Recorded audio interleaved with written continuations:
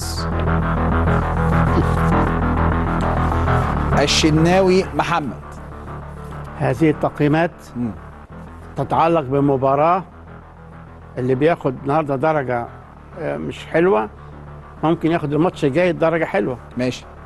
أنا ليا المباراة فقط يعني، مش مجمل الأعمال قبل مش كده. مجمل الأعمال. هذا ليس المقصود به إن أنا يعني أنتقص من أي لعيب أو أرفع لعيب بلا مناسبة يعني. شناوي كام؟ 7. اللي بعده علي معلول. لا استنى، النضارة ماشي. قبل علي معلول. في نضارة تانية. اوكي. ما انت شرحت لك انا. اوكي، دي بتاعت السواقة ودي بتاعت دي بتاعت القراية ودي بتاعت الدرجات. علي معلول 6. محمد عبد المنعم 8. رامي ربيعة 6.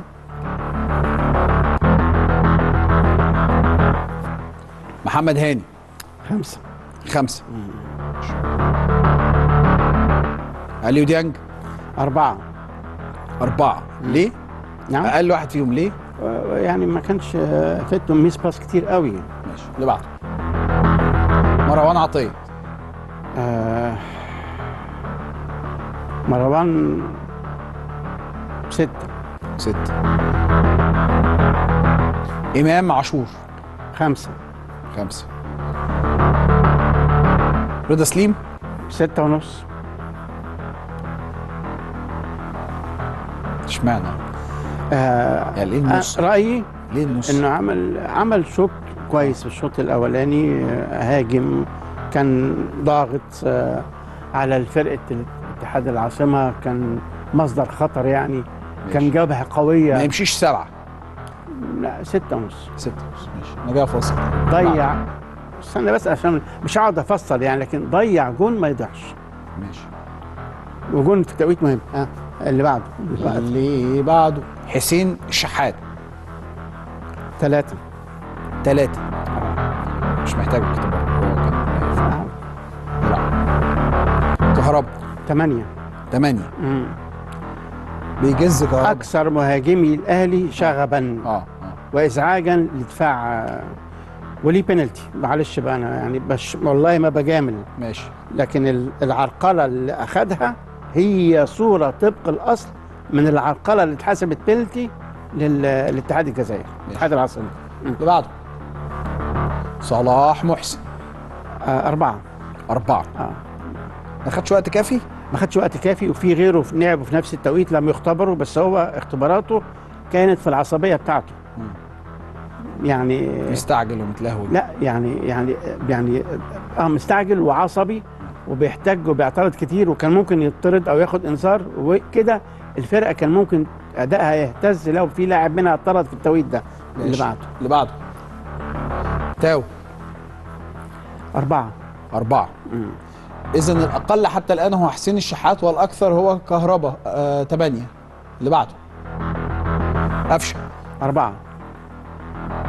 بعده طاهر لم يختبر. اللي بعده ياسر لم يختبر. اللي بعده مارسيل كولر 5. ماشي. نروح لاتحاد العاصمة نفسه، الفريق كله والمدرب عبد الحق بن شيخة تحديدا. كم من 10؟ 9. 9/10. تفوق تكتيكيا. تفوق. اللي بعده فريق اتحاد العاصمة كم من 10؟ 9/10. طب هو فريق اخذ البطولة ياخد ليه 9/10 ما ياخدش 10/10؟ لا ده انا مجامله كمان، ياخد 8 مثلا والله. السلام عليكم ورحمة الله وبركاته. معكم محمد منير من قناة كورة اونلاين. بعد يا جماعة ما سمعنا تقييمات حسن المستكاوي على لاعيبة النادي الاهلي في ماتش امبارح مع الاهلي مع اتحاد العاصمة الجزائري، طبعا شفنا التقييمات ضعيفة جدا. حسين الشحات خد 3، وفعلا حسين الشحات ما قدمش اي حاجة امبارح يا جدع، ما صادش شوطة واحدة توحد ربنا. والباقي الغالبية واخدين 4 و5، مفيش غير خالص رضا سليم هو اللي واخد 6.5. يعني شفت رضا سليم واخد 6.5، وكان فيديو منزله من قبل ده كان رضا عبد العال كان بيقول لك هو إيه اللي منزل رضا سليم في الاول، المفروض ياخد واحده واحده مش واحده واحده. وطبعا كدبناه بكلام كابتن وليد صلاح الدين ان اللعيبه تاخد عادي المطوشه وتبتدي عادي.